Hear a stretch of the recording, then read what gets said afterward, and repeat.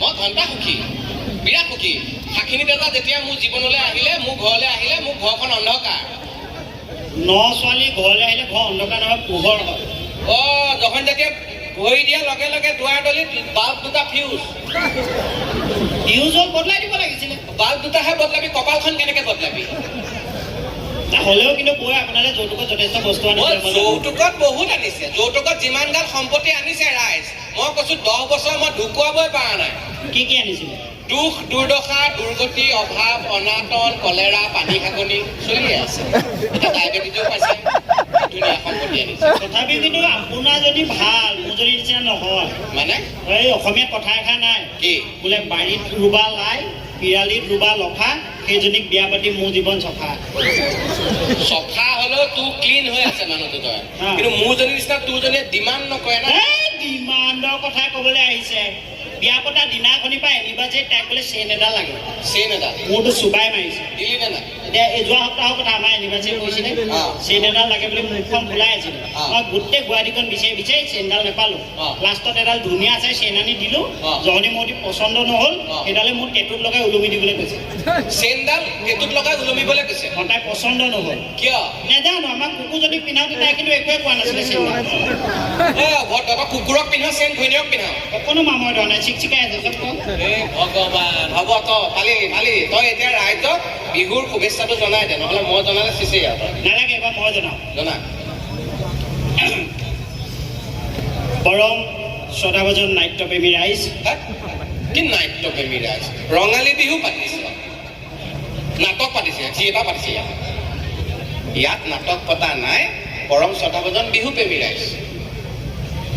পৰম শ্ৰদ্ধাভাজন যদিও ইয়াত নাটক পতা নাই, নাট্যপ্ৰেমী আৰু ৰঙালী প্ৰেমী ৰাইজ।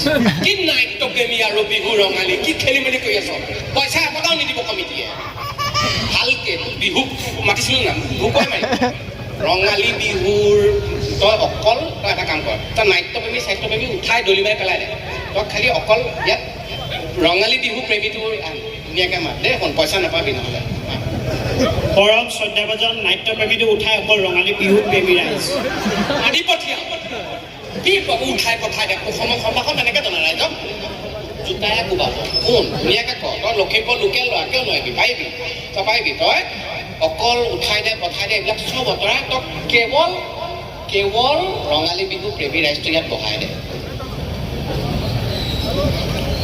পৰম শ্ৰদ্ধাভাজন সকলো আঁতৰাই কেৱল ৰঙালী বিহু প্ৰেমী ৰাইজ।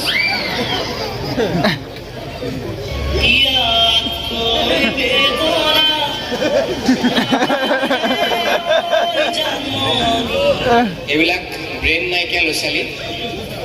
মাক বাপেকে প্ৰায় 30 বছৰ আগতে যিটো ভুল কৰিলে, সেইটো আমি আজি ত্যাগ ক্ষেত্ৰত ভোগ কৰি আছোঁ। একো নাই, আমি ক্ষমা প্ৰাৰ্থনা মাগিছোঁ, ইয়াৰ হৈ বেয়া চেয়া নাপাব। বেবেইবাং ল'ৰা ছোৱালী কিছুমান উঠিছে, ব্ৰেইনটোৱে কাম নকৰে। মোৰ ধৰি কথা নক'ব, কিন্তু কিহত ধৰিম? মোৰ ধৰি কথা নক'ব। ধৰিম কিহত? আঠখন কৰি বোলাই আছে। ডিঙিলে ডিঙি নোৱাৰিব নহয়। কিয়? বডিৰ ওপৰত ডাইৰেক্ট মাথাটো লগাই দিলে, মাজৰ স্পেচটো নাই। ইয়াত ডিঙিটো নিদিলে একো নহয়। তই কি কৰিছ আজিলৈকে কচোন? মই মা দেউতা সপোন পূৰণ কৰিছোঁ আজিলৈকে। মা দেউতা সপোন পূৰণ কৰিছ? কি সপোন আছিল? মোৰ মা দেউতা সপোন আছিলে, মই ৰঙা নীলা লাইট লগাই গাড়ীত ঘূৰিম। এম্বুলেঞ্চত ঘূৰি দিম? সেই নহয়, কি টাইট চিকিউৰিটিৰ মাজত, প্ৰশাসনৰ মাজত, মানে প্ৰশাসনৰ গাড়ী। IPS অফিচাৰ হলি নে নাই?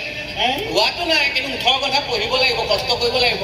কষ্ট কৰিছোঁ, মই পঢ়া নাই, কষ্ট কৰিছোঁ। 18 ঘণ্টা মই কষ্ট কৰিছোঁ, পিছে পিছে গৈছোঁ, পইচা খৰচা কৰিছোঁ, ৰেষ্টুৰেণ্টত নিছোঁ, খুৱাইছোঁ।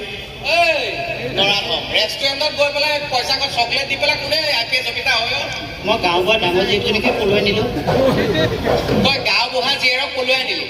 তাৰপিছতে মোক পুলিচে টেটুত ধৰি সন্মানে চুচুৱাই লৈ গৈছে ৰঙা নীলা লাইটৰ গাড়ী। বাপে চাগে সন্মানৰ কোবত নাকটো উলিয়াবই পৰা নাই। গোটেই দিন মহ কামনি খাই আহিছিলোঁ পাপা। অলগত সপোন কেনেকে পূৰণ কৰে আমাক কোন? আমি সপোনৰ এটা ৰূপ দিছোঁ। তাম, পিতল, কাঁহ এইবোৰ কেলে নিদিলে? বাপেৰে পইচা নিদিলে যে, সেইটো কাৰণে নিদিলে।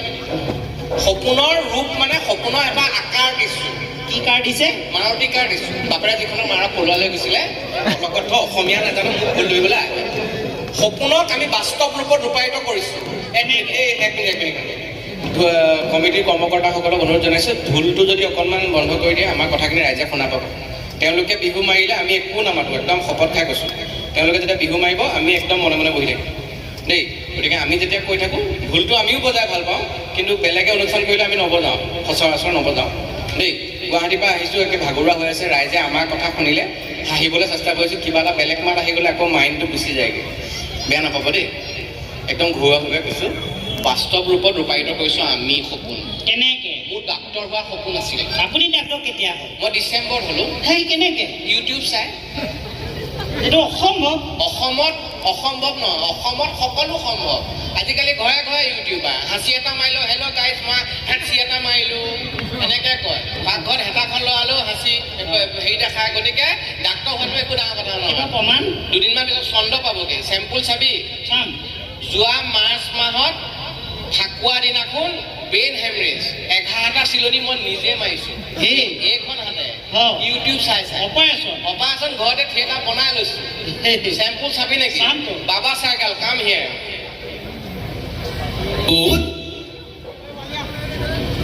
বাবা মন্দিৰ হিলাও ইধৰ, এই বেনাৰ খালি যাবগৈ, কমিটিয়ে পইচা নিদিব, সেইখন ভাঙিলে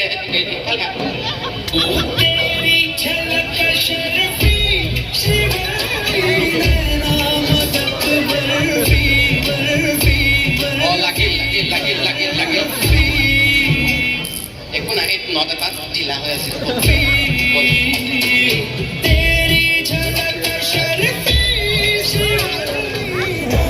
এই ভুল এটা হ'ল, মানে মোৰ ঘৰত অপাৰেশ্যন থিয়েটাৰ নাছিল যে, কি চিনেমা এখন লগাই লৈছিলোঁ পুষ্পা। এই চিলনিটো মাৰি থাকোঁতে চিনেমাখন চলি আছিল, গানটো সোমাই গ'ল, ফচি গ'ল, তাতে 11টা চিলনি পৰি গ'ল। সেইকাৰণে বৰফি মাৰি থাকে। সেইটো বাদ দেখাত দেখিছ নাই গোটেইটো গছ নি অসমীয়া। 3 দিনমান উজলা পানীত জুবিয়াই থোৱা আমি কাম কৰা। ইয়াত সংস্কাৰ কি চাবি, নীতি শিক্ষা কিতাপ 2খন সোমোৱাই দিছোঁ থুচি ই নমস্কাৰ দিবতো।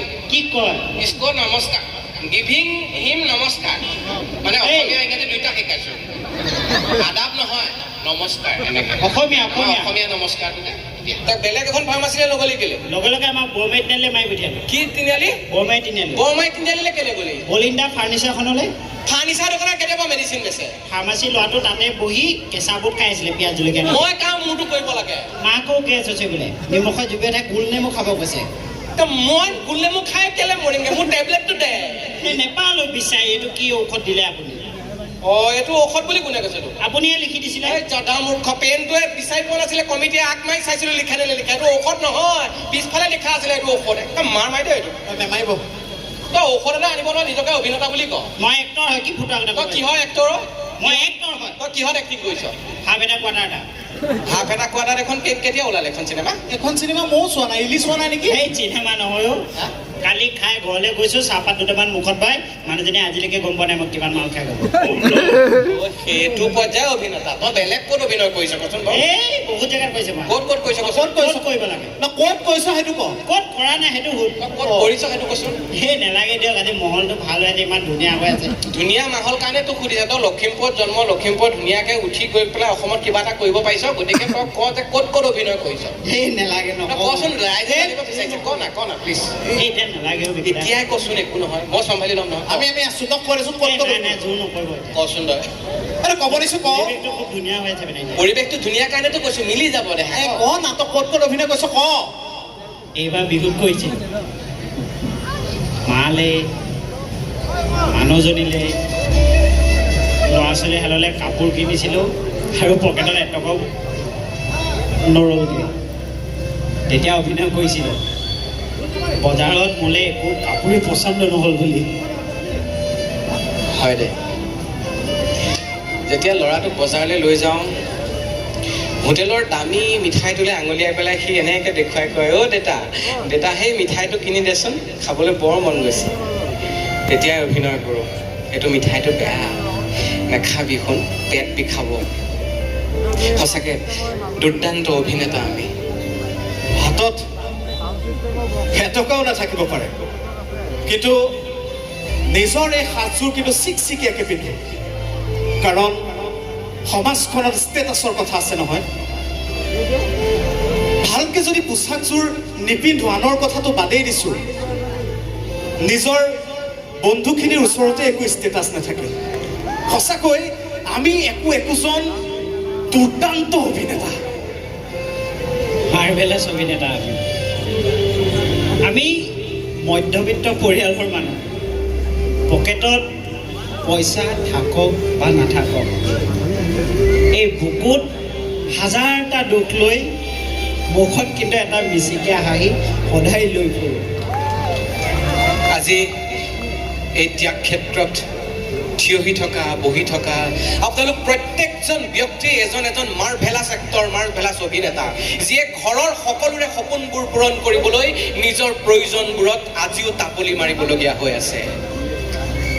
আৰু তাৰে মাজত ময়ো এজন অভিনেতা, আপোনালোকো এজন অভিনেতা। এনেকৈ অভিনয় কৰি কৰি আপোনালোকৰ দৰে, আমাৰ দৰে অভিনেতাবোৰো কেতিয়াবা ভাগৰি পৰোঁ। আৰু এই সাগৰুৱা অভিনেতাবোৰৰ মুখত খন্তেকৰ বাবে হ'লেও অকণমান মুখত হাঁহি বিৰিঙাবলৈ আমাৰ ইয়াত ক্ষুদ্ৰ প্ৰয়াস। গতিকে আজি আমাৰ এই মঞ্চৰ পৰাই আপোনালোকৰ মাজত লুকাই থকা প্ৰতিগৰাকী আইলৈ, প্ৰতিজন দেউতালৈ, প্ৰতিজন সুযোগ্য বলিষ্ঠ অভিনেতালৈ আমি তিনিওৱে জনাইছোঁ আমাৰ তৰফৰ পৰা সশ্ৰদ্ধ প্ৰণাম।